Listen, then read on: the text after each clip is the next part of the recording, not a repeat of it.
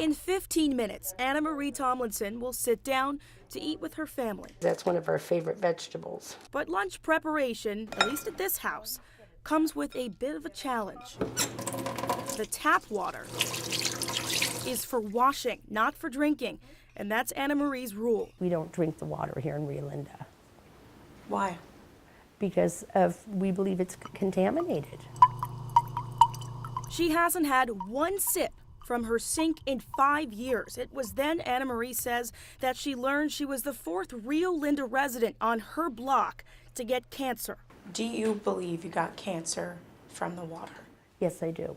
She can't prove it, but Anna Marie believes that a known carcinogen called chromium-6 contributed to her cancer. And the fact is, chromium-6 is in the water. Our biggest producing well, which has chromium in it. Officials at the Rio Linda Alverta Community Water District know it's there. They also know the levels exceed the new state standards, levels state officials say could be a problem. Any level over the maximum contaminant level is a potential health hazard. Does anybody have any other questions about chromium-6? At a meeting this month, some of the district's 10,000 customers from Rio Linda to Alverta shared their concerns about the results of a new study released last December by the district. Here's what it found. 55% of the district's wells are contaminated. That's 6 out of 11 wells with chromium-6 levels of 11 to 16 parts per billion. The state standard is 10 parts per billion. 11 to 16 parts per billion is a very, very small amount. In fact, it would equal to about 1/1000th of this tiny salt crystal inside of a liter of water. Chemistry professor William Casey, who runs the UC Davis Water Research Lab, acknowledges that few, if any, scientific studies have been done on chromium-6 causing cancer in humans. It's very hard to say something is impossible. It is possible that her cancer was caused by trace amounts of contaminants in her drinking water.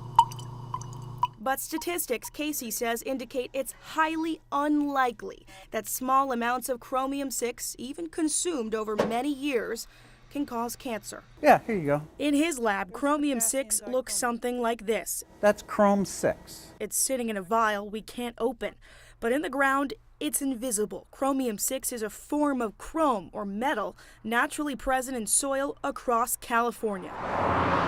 In Rio Linda, the same study suggests that chromium-6 levels came from construction work done 30-plus years ago at the former McClellan Air Force Base. 5 of the contaminated wells are nearby. We need to make sure that the water is safe. Assemblymember Kevin McCarty wants answers. 2 weeks ago, he wrote the State Water Board asking for more to be done, from finding the source of the problem to the impact it might have on families. Who do you believe is responsible for fixing this problem?